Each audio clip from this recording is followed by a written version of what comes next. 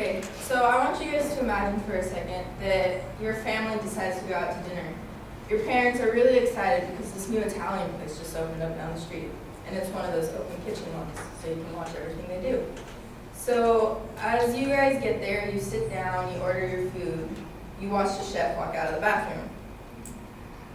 After watching him walk out, he doesn't wash his hands.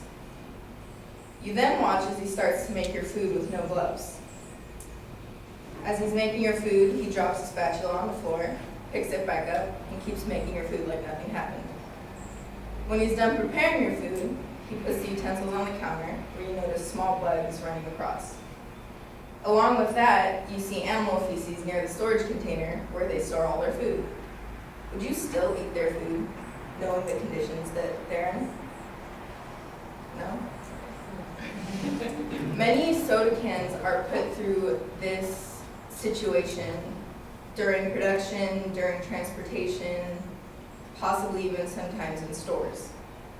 So today I'm going to be talking about why we should wash our soda can lids before drinking from them. I've been researching this topic for several weeks now, and I work in a store where several instances, very mild instances like these may occur. And according to the New York Times, many of us drink about 50 gallons of sodas per year. And of these, how many do you think you guys put gross cans in your mouth? A lot. So today, I'm going to be talking about what can be found on soda can lids, what puts these items there, and how we can protect ourselves from these. So I'm going to start off with the problems. And one of the first problems that I'm going to talk about is that soda cans can look clean, but oftentimes they're not. And there have been a numerous amount of experiments done on this. And one of the ones that I found the most intriguing was one done by Key TV.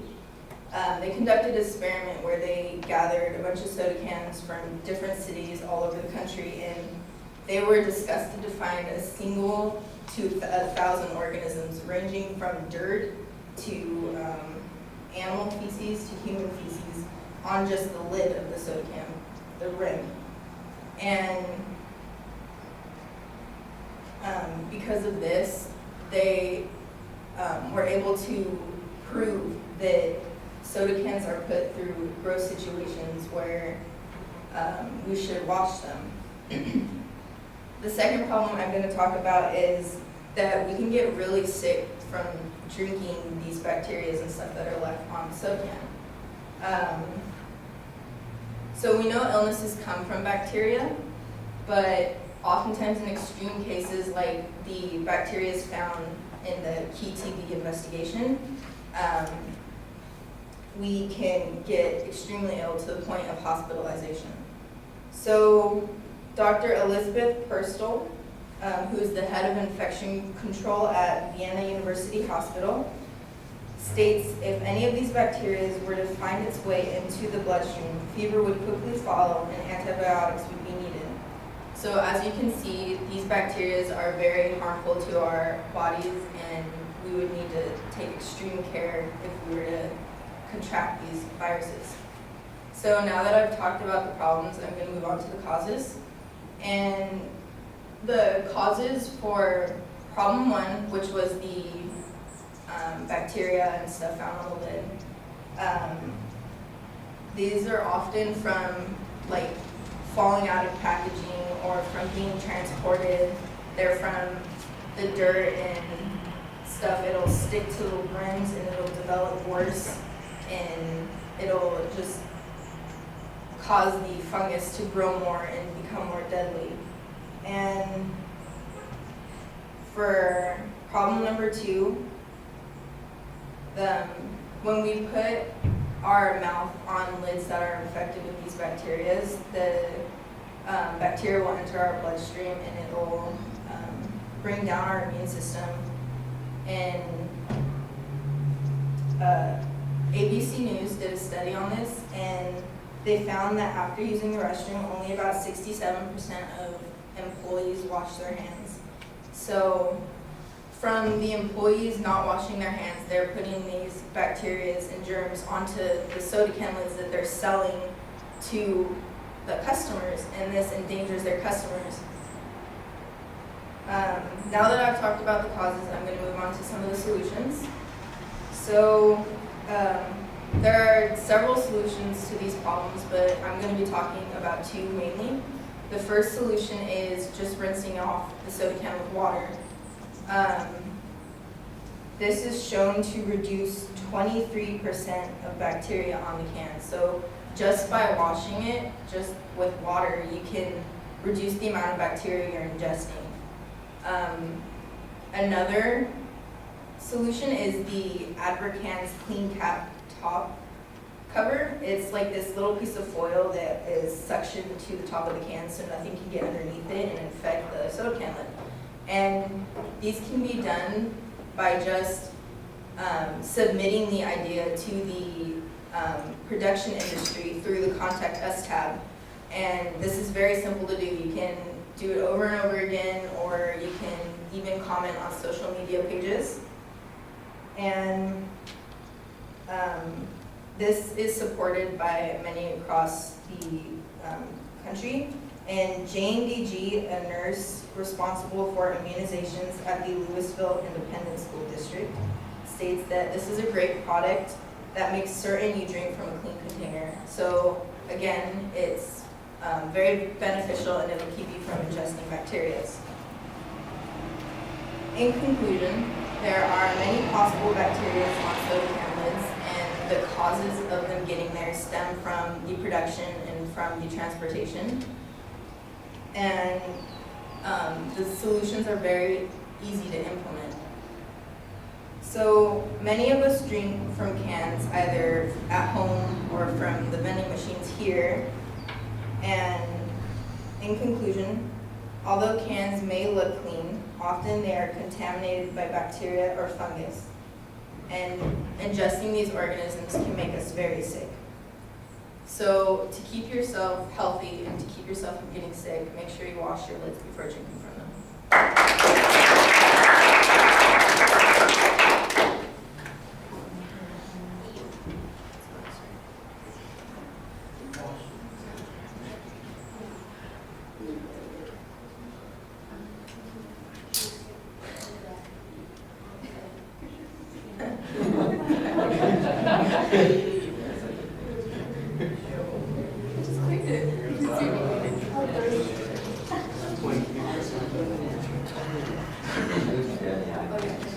And by store, like sometimes people pop cans and then the soda is all over the cans, so that would be another thing to watch out for. The soda sticks there. It's gross.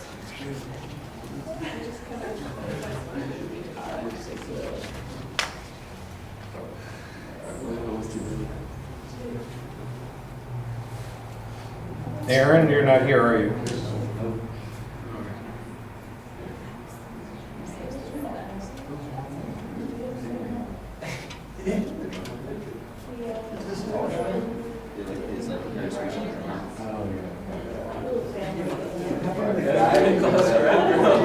All right, well, Marissa, the visualization you have at the beginning is interesting because you kind of pull us in with this positive visualization, and then you start with the disgusting stuff about the animal feces and unwashed hands, and then the next thing you know, you've transitioned to this other description of the soda can. So I thought that was interesting, and it works pretty well at pulling us into the topic. You identify the topic very clearly. There's a good preview, so we know where you're headed in the material. I do think that some of the research needs to be cited a little bit more consistently.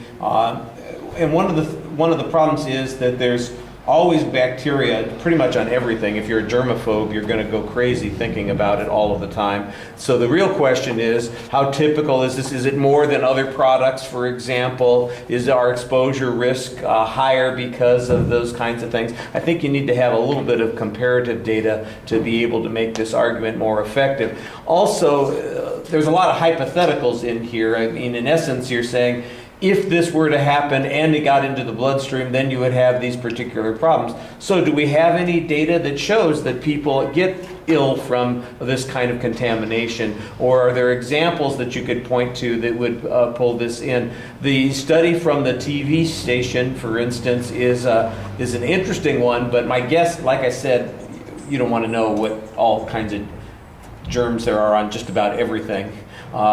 If you picked up just about any product, regardless of what it was, you're going to find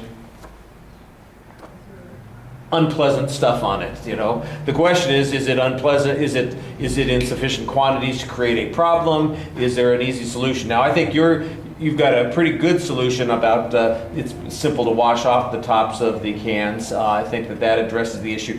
The other solution that you have is a little bit more problematic, because it sounds like you're suggesting that we put a top on the top, and in essence creating a cap for cans, much like we have with bottle caps, only it would keep the top of the can clean, that sort of thing. I can imagine there are all kinds of cost issues, environmental issues, and convenience issues that come up, and those would be things that you would have to address as part of the problem. I think your stronger argument is the one about being careful about, when you buy products, you should always clean them.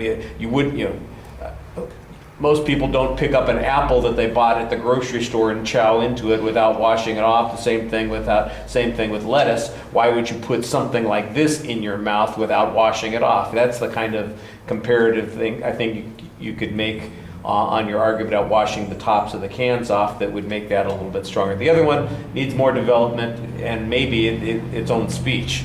All right, thank you.